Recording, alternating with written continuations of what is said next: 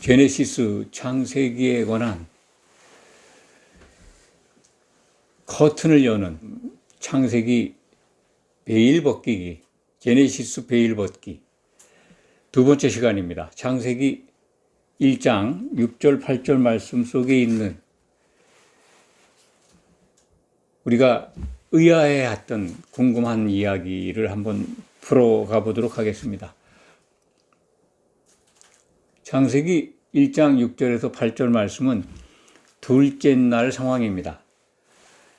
혼돈하고 공허한 땅을 이제 사람이 살 수 있도록 재정비, 만들고 또 새롭게 창조하시고 그런 과정들이 창세기 1장에 수록된 말씀들입니다. 오늘은 둘째 날인데 궁창을 만드시고 궁창 위의 물과 궁창 아래의 물로 지구에 덮인, 땅에 덮인 물을 나누십니다. 그것이 둘째 날 이루신 역사의 모든 내용입니다. 하나님께서는 첫째 날에 빛이 있으라 하시고 좋았더라 하셨거든요. 그리고 그 좋았더라 하는 말씀은 여섯째 날까지 계속이 되는데 둘째 날에만 좋았더라가 없습니다. 왜 이날만 좋았다 하는 그 말씀을 침묵하셨을까? 그 부분을 우리가 살펴보도록 하겠습니다. 궁창은 요즘 언어로는 그게 이제 창공이죠, 창공. 눈에 보이는 하늘, 푸른 하늘. 그런데 그 범위를 우리가 어디까지냐, 이 많은 그 넓은 우주 공간, 그 가운데 궁창이 어디까지냐 하는 생각을 하지 않을 수가 없습니다. 그냥 상식적으로 이 공중과 같은 개념인데 이 공중은 대기권 안으로 보시면 됩니다. 산소가 있는 공간이다. 궁창 위에 물, 궁창 아래의 물로 나누셨는데 그 궁창 가운데에는 뭐를 배치하시냐면 그 창세기 이제 1장 20절 21절에 보면 새들을 창조하시고 배치하십니다. 뭐 태초의 홍수 전에 새가 있었을 겁니다. 근데 그 엄청난 재앙이 오면서 또 영하 200도 정도 이상 갔을 것이다. 그래서 빙하가 덮인 거죠, 지구에. 빛이 멀어져 가지고. 그래서 이 새들이 다 죽었을 거라 생각을 합니다. 땅 속에 들어가 있지 않았으면. 그래서 새들을 유일하게 창조하십니다. 그렇기 때문에 그 창조한 새들을 궁창에 나르라고 명령하죠. 창세기 1장 20절 21절을 보시면 확인할 수가 있습니다. 제가 읽어드리겠습니다. 하나님이 이르시되 물들은 생물을 번성하게 하라. 땅 위에 하늘의 궁창에는 새가 나르라 하시고 날개 있는 모든 새를 그 종류대로 창조하시니 하나님이 보시기에 좋았더라. 새를 창조하시고는 보시기에 좋았다 하셨습니다. 그리고 창공에 나르라고 하셨어요. 이 새에 대해서 먼저 한번 생각을 해보죠. 성경 속에서 새가 신약 성경에서는 참 아주 불길하고 가증한 존재로 표현되어 있습니다.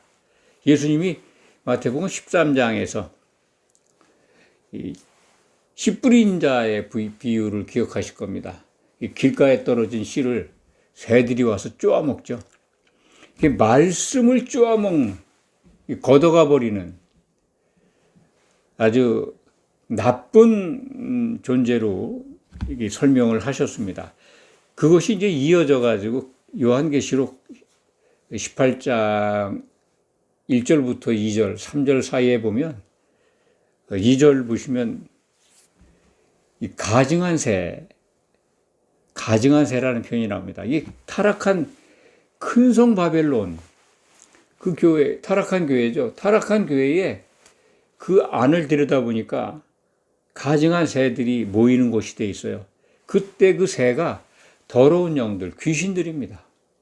그래서 신약 성경은 새를 타락한 천사, 가증한 영들로 이렇게 표현하고 있습니다. 가증한 새라고 하는 게 더러운 영이죠. 귀신들입니다.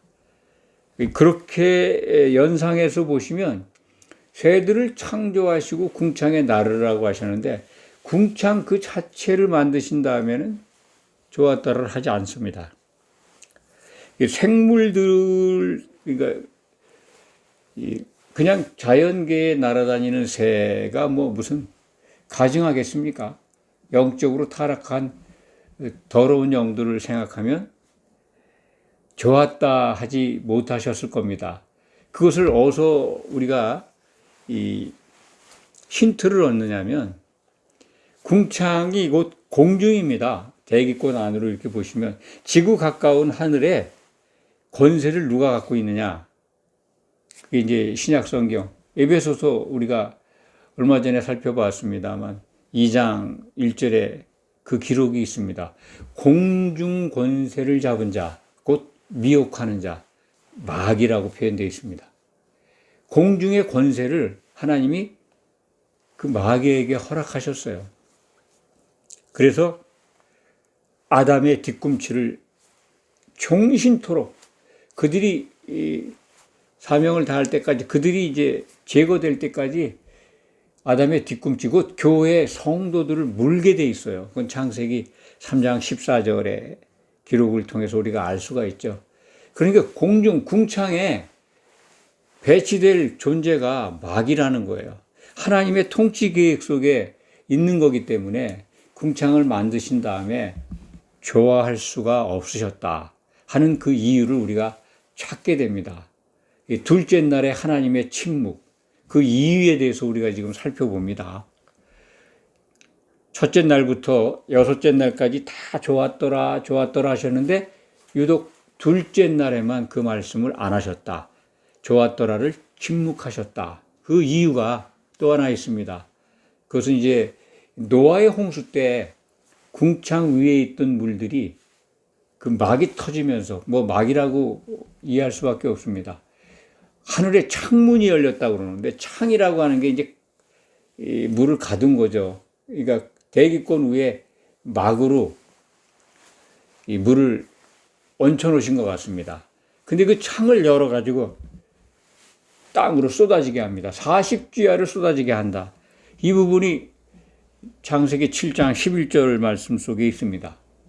그러니까 홍수 심판용으로 궁창 위에 물을 가둬놓은 거예요. 그것을 심판용으로 쓰실 물을 그 위로 배치하신 하나님.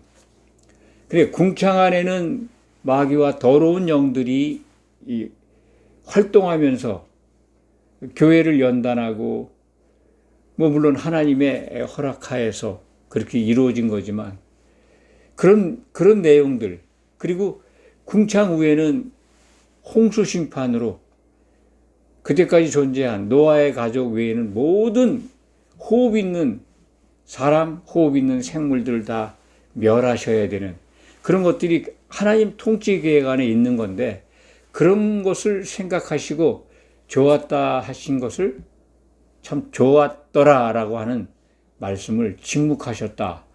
그렇게 성경은 우리에게 일러주고 있습니다. 둘째 날 좋았더라가 없었던 이유, 크게 두 가지로 정리를 합니다.